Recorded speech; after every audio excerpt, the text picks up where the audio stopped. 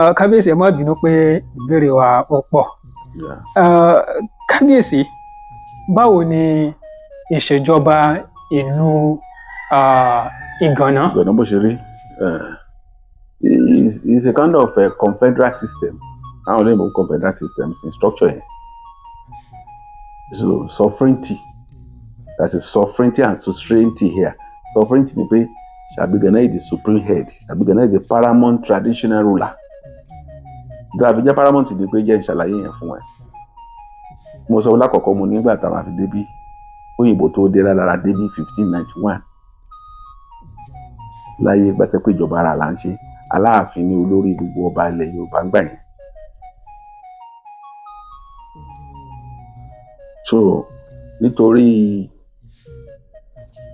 ipa tí Ìgànná kú àti ẹ̀bùn tó lọ́run fún wọn nípa pé àwọn bàbá wa akin ni wọ́n, jagunjagun ni wọ́n, àti àdúrótì tó ń ṣe fún Aláafin. Aláafin gbà yẹn ó pín gbogbo Ọ̀yọ́ empire sí ẹkùn mẹ́rin: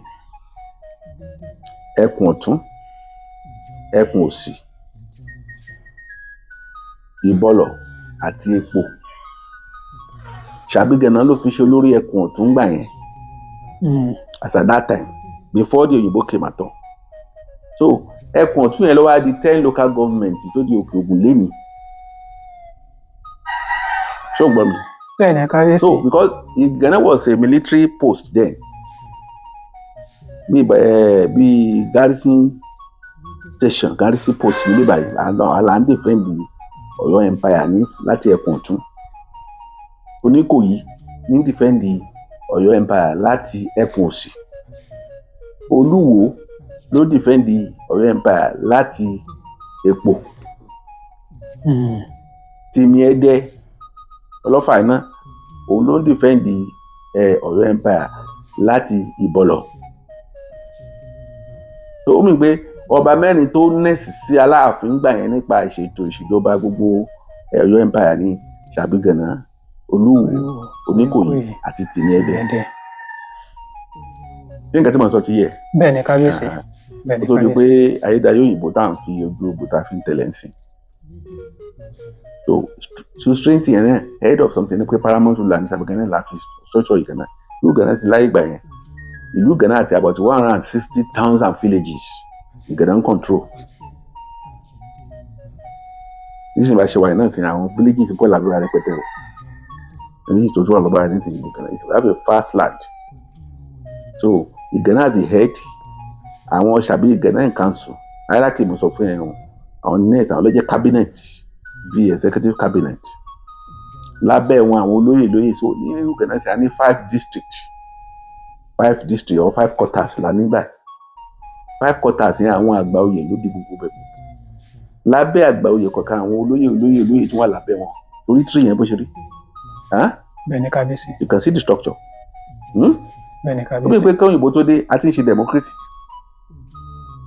Kí a lè sọ pé àwọn òyìnbó wá jí àwọn á jí ohun tá à ń ṣe wò lọ́lọ́run pé ní democracy. Wọn ò tún wá ṣe democracy òun náà pẹ̀lú àníyàn tó dá. Bó ṣe wà nìyẹn, wá látòkè wálẹ̀ ni. So order yẹn Ìgànná bá give order, àwọn tó wọ́n á descend láti bí débi. So the hierarchy is hierarchically structured. Bó ṣe wà nìyẹn. Ó jẹ́ pé Ìgànná is not just a town, it is a kingdom. Ṣé ti yẹ? Bẹ́ẹ̀ ni kábíyèsí. So bá ṣe ń ṣe ètò ìṣèjọba bíbá yìí. So nǹkan bá ti ọ̀rọ̀ tí àwọn tá wà lábẹ́ àwọn Ìgànná in council, àwọn máa message tó bá yẹ kó wọ́n deliver fún gba àwọn olóyè tó wọ́n deliver ní quarters wọn.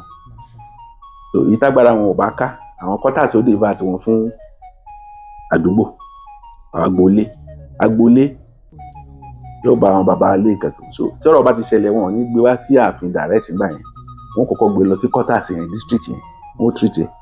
Èyí tí ò bá agbára wọn ò bá ká, wọ́n á gbé wá sọ́dọ̀ Ìgànná lápò pọ̀sẹ̀. Ta ló wà bẹ́ẹ̀? So Ìgànná kingdom is hierarchically structured. Ìgànná as the head, as the supreme head.